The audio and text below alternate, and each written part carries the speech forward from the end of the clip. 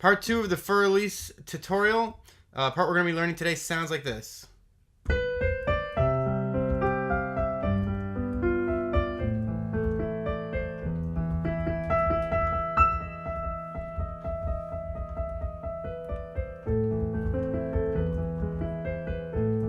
And we'll repeat from there. Okay, but I'm just going to show you the part before it repeats, and then you can just repeat it on your own. So you've just come out of the first part, and then you're going to start by playing this B, and you're going to play white notes straight up, B, C, D, E. Okay? Now while you're doing that, once you hit that E with your right hand, B, C, D, E. Now as soon as you hit that E, you're going to play a C with your left hand, and you're basically rolling up C, G, and C. And this pattern, you're going to see, this is something like this, a couple of other spots. So hopefully you'll remember this shape, sort of C, G, and C. So here's that little first part. Okay? That's pretty straightforward. Then you're going to come down here with your right thumb and play a G, and you're going to jump up to an F, not a whole octave, just to this F. So you've got like this.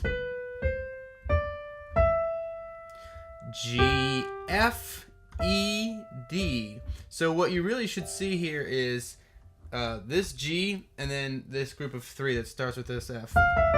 Because what's going to happen is for the next part, it's going to be that shape shifted down. So for 3 in a row, if you could just see this shape, you'll get a lot further. So G, F, E, D. All right, so let's do a really quick review. G, C. Now G with my right hand, F up here, and walk down. Now when I hit this D with my right hand, I'm going to play octave G. So this G down here with my left hand, up an octave, and I'm going to cross my finger over and play a B. Okay, that's a little bit tricky.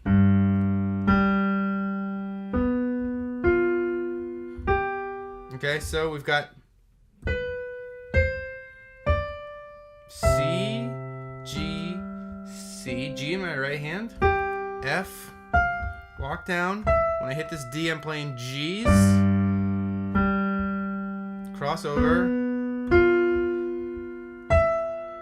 and then we've got, so then your right hand plays an F, E, D, C, so that's shape again, F, E, D, C. When I play the C with my right hand, my left hand is going to play like this A, kind of outline an A minor chord, so you've got A, E, and A.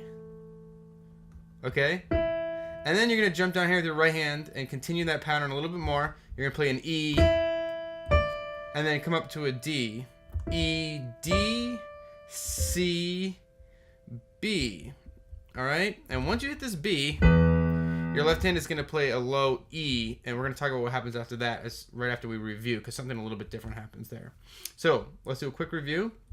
B, D, C. As soon as I hit this E, I'm going to play C in my left hand.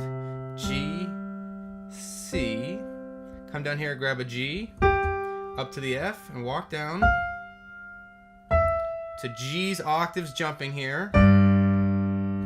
Cross over. F, E, D. As soon as I hit this C, I'm doing A minor. E, B, C, B. Now once I hit this B, I'm going to play this. So let's talk about what's going on there. I play it slightly different than the way it's written in the music. By the way, if you aren't aware, you can download the music. It's in a link below, totally free. So basically, the music is written to have your left hand play E, and then E an octave higher, and then E an octave higher, all with your left hand, like that. And then you would double here. I actually think it's easier to play this E twice with your right thumb instead of moving so much. I try to minimize moving. So you've got E. I want to show you my way. If you want to do it the way it's written, go ahead. But you've got E, an octave higher E in your left hand.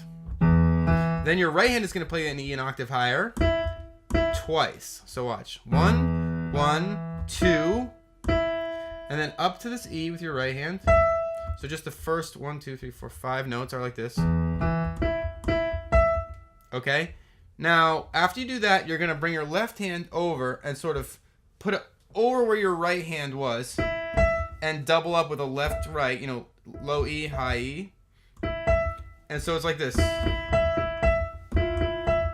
By having your left hand switch over and coming right on top of that, you can get kind of this cool, like, stuttery pattern.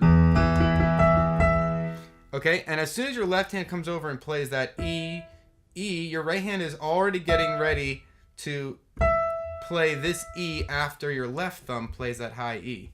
So you get this low E, high E with your left thumb, and your right hand's gonna come right on top, play that E, and then the E above.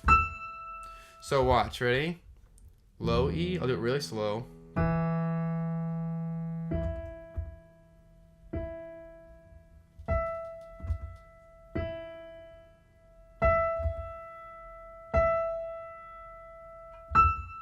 Okay, so that's that little run, and so you practice slow and you get fast. I also recommend a little bit of the right sustain pedal as you're moving through that to help disguise any little weirdnesses. Okay, so as soon as you get done with that little pattern, you're gonna move into this part that sounds like this. It's sort of like a way to get you back into the groove. So you've got those E's, and your left hand is going to immediately pick up this D sharp and alternate between D sharp and E, and your right hand's going to take over and do the same thing, D sharp to E, left hand again, and then your right hand's going to take over. Okay, so let me show you really slow. Left hand, right hand, left hand, right hand.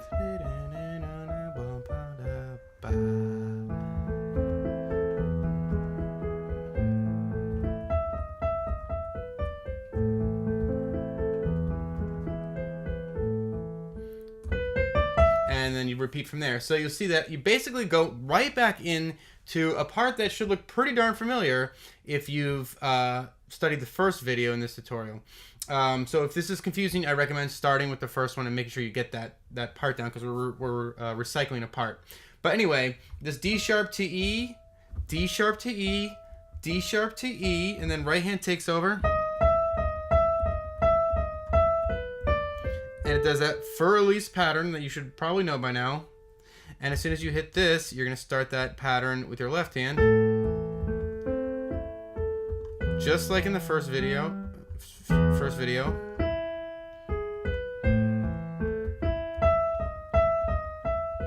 And here's the one little difference. Now in the first video you would repeat that pattern again, but in this section you're gonna repeat the part that I just taught you.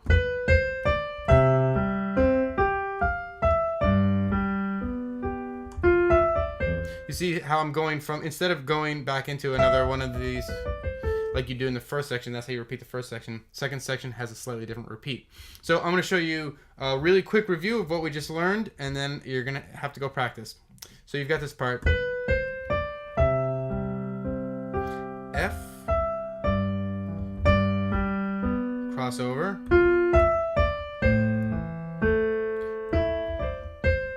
E's, left hand, right hand, left hand, right hand.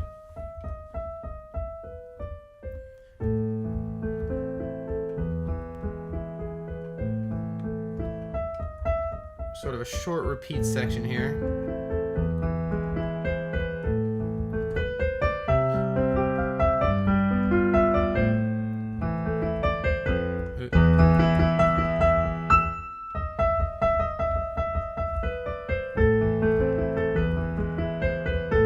Yeah, and so the only other thing you need to know there is at the very end, you sort of, at the end of this section, you're going to like leave it hanging. So you've just done this.